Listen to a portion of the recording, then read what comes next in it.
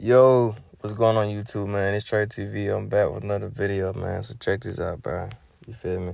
We got Canelo versus Edgar Berlanga.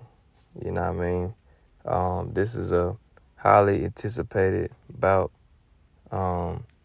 with pound for pound number one king versus up-and-coming hungry lion with vicious knockout power as well. You know what I'm saying? But this is my thing. You know, when you look at the fight from an unbiased and stylistically fight, I mean, you got two knockout artists, two guys who come forward, two guys who can box, two guys who have good head movement, two guys that got great footwork. But the one thing that separates the two is punching power, for one, punch resistance, for two, and experience, for three. You know what I'm saying?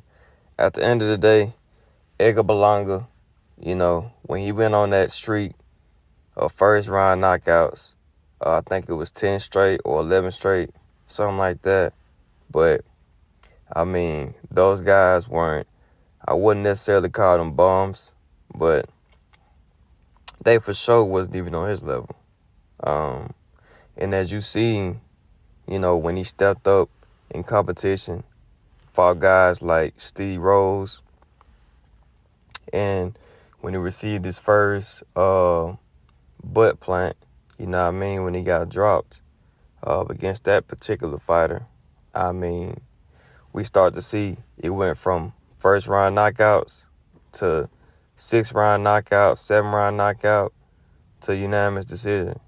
I mean, but like I said before, you know, in this sport, you know, it either makes you or breaks you. You know what I mean? Now, if you look at Canelo on his standpoint, I mean, he done been through it all. You know, he fought TBE, came up short.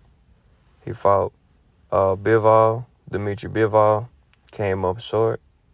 You know, and also he fought great fighters like Cotto, Shane Mosley, different guys like that, Hall of Famers, legends, you know what I'm saying, in the sport today, you know. And I just feel as though his resume is certified. Can't nobody question it.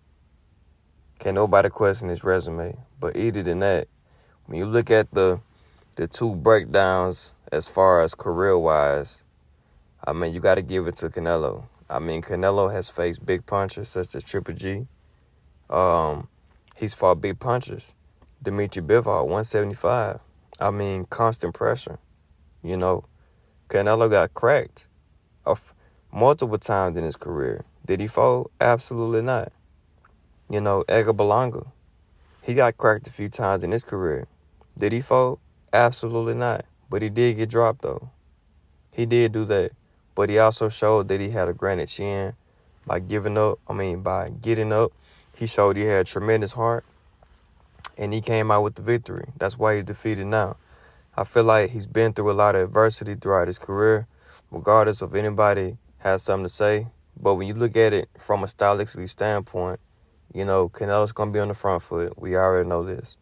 Canelo's going to stock him the first 3 or 4 rounds or so. You know, Berlanga's going to try to come forward through the middle of the rounds, different things like that. And then Canelo's going to, you know, make him feel his power. And this is my personal opinion. Everybody else may look at the fight differently, but I feel as though this fight would go to the judges, you know, simply because Canelo's at a point to where he doesn't need to knock everybody out to define his legacy. I mean, if anybody needs to define their legacy, it would be Edgar Berlanga, you know. If you look at the way he speaks, the way he articulates himself about Canelo, I mean, he knows what he up in there with. I mean, of course, he's going to disrespect on the internet, but when they come face to face, I mean, he's not with none of that. I'm not saying that he going to wuss out or nothing like that, but ultimately, man, I mean, I just feel like he ain't there with a killer, you know. He ain't there with a killer, and it's like, what you going to do with a killer? 2 killers in the room, somebody got to die. You feel me? So it's like, you know, when you look at it from that vantage point, you got to give it to Canelo. I mean, I don't know if y'all watch Canelo and Monguina. I don't know if I'm saying his name right. Munguia or whatever his name is. You know, he carried Munguia from the first round all the way to the end. You know, like when I say carry him, I mean physically carried him. He caught Munguia with great shots. And Dana stopped him every punch. And he grabbed him and said, hold on, my friend. You're going to make it to the last round. You're going to make this entertaining. I mean, you got a guy like that who enjoys the fight that much to where when he had you out, he holds you up and makes you suffer even more. I mean, if that's not pound for pound number one, I don't know what is. I mean, I feel like that fight is going to be similar. But at the same time, I can also see Edgar Berlanga fighting on the outside. You know, you got to remember, you know, he fought for the Olympic qualifiers. He's a very accomplished amateur. You know, he knows how to move. He knows how to box. You know what I mean? But I could be saying all that all day, and at the end of the day, Canelo has seen everything. Anything that Edgar Berlanga trying to bring to the ring, Canelo done seen it all. So he can have these great attributes. But at the end of the day, it's not gonna really help him. So my prediction of the fight, I feel like it'll be unanimous decision via Canelo Saul Alvarez. It's simple.